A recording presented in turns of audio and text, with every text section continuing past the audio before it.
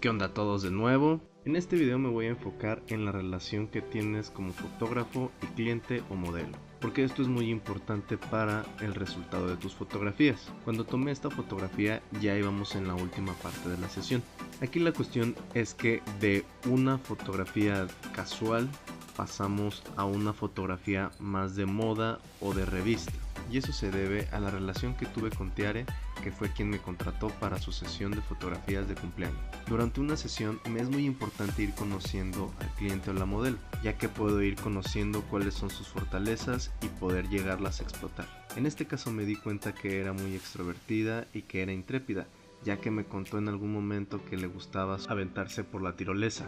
También al momento de irle dando instrucciones para las poses me di cuenta que se le hacía muy natural y muy fácil. Esto me hizo dar cuenta que podíamos llegar a otro nivel y llegar a algo un poquito más complejo. Gracias a la comunicación y a la confianza que fuimos creando, esto fue posible. Por eso es muy importante que en el límite del respeto tengas un vínculo con la persona con la cual estés trabajando para que el resultado pueda ser mucho mejor de la forma en la que habías empezado.